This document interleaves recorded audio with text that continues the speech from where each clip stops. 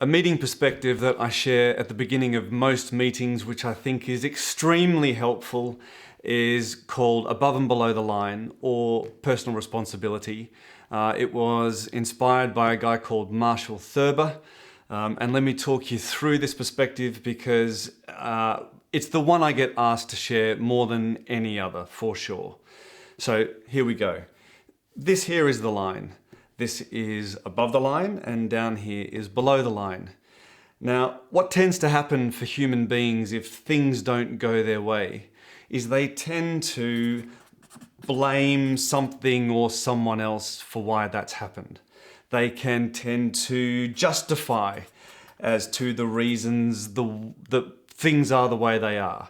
They can make excuses, or they could, in extreme cases, deny that an event has happened altogether. Like I don't know what you're talking about.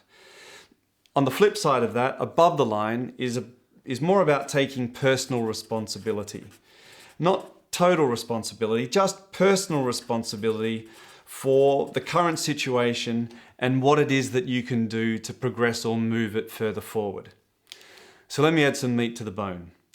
Below the line, you tend to hear reference to third person things or objects. It could be, in other words, it was you, or it was him, or it was her, or it was he or she, or it, or them, or they. More external reference.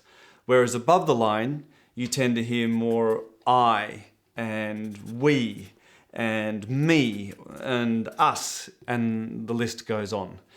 But it's not true in every case, because you could say, I think it's your fault, and we all agree. So it's not hard and fast in every case, but more often than not, above the line, that's what you hear. I, we, me, us, whereas below the line, it was more you, them, they, he, she, it. Also below the line is more of a reference to things that have happened in the past.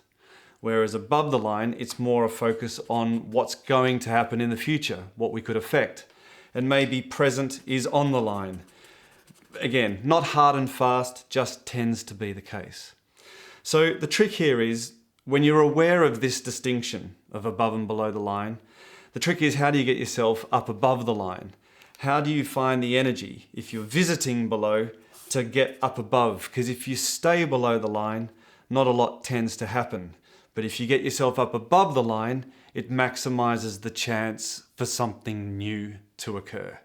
So find the human energy to get yourself above the line. Find the inspiration. Find the physical health and well-being. Find the mental health and well-being. Be more emotionally expressed.